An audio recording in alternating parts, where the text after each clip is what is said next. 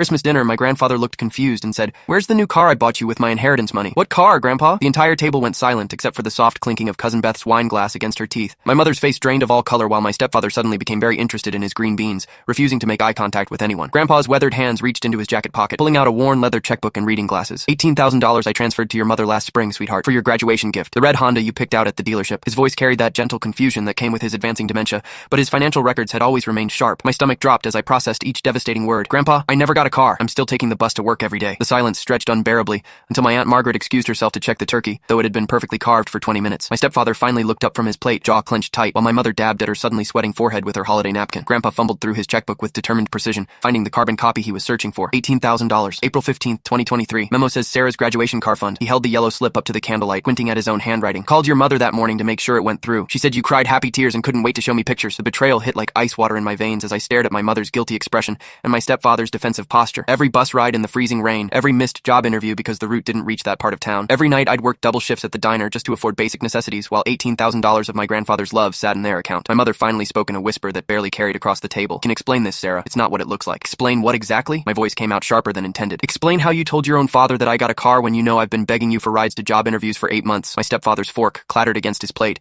as he finally looked up with something dangerous flickering behind his eyes. The rest of the family sat frozen, probably calculating how quickly they could escape this genetic crime scene. Grandpa's confusion deepened as he looked between us, his mind struggling to process why his generous gift had evaporated. "But Dorothy, you showed me the pictures on your phone. The red Honda with the bow on it." Sarah was so excited she was crying. His voice broke slightly, and I realized this sweet old man had been living for months believing he'd made his granddaughter's dreams come true. My mother's hands shook as she reached for her wine glass, downing half of it before attempting to speak. "The thing is, Sarah, we had some unexpected expenses with the house repairs and..." She trailed off as my stepfather shot her a warning look that could have frozen the gravy. The pieces clicked together with sickening clarity as I realized they'd been actively deceiving my grandfather about it for 8 months. "Show me your bank statements," I said quietly, my voice carrying the kind of deadly calm that comes right before someone completely loses their shit. "Show me exactly where that money went." The Christmas tree lights twinkled mockingly, while my entire family sat in stunned silence, probably realizing their little secret was about to explode like a nuclear bomb at the dinner table. 2 hours later, after Grandpa had been taken home and the family had scattered, I sat in their living room with bank statements spread across the coffee table like evidence. The $18,000 had been systematically drained through casino ATM withdrawals, luxury restaurant charges, and payments toward my stepfather's motorcycle I'd never even seen. The red Honda with the bow had been a complete fabrication, probably a stock photo they'd shown my grandfather. When I contacted an attorney the following week, she explained that what they'd done constituted wire fraud and elder abuse, both felony charges. 6 months later, they pled guilty to avoid trial, and the $18,000 plus interest was returned to my grandfather,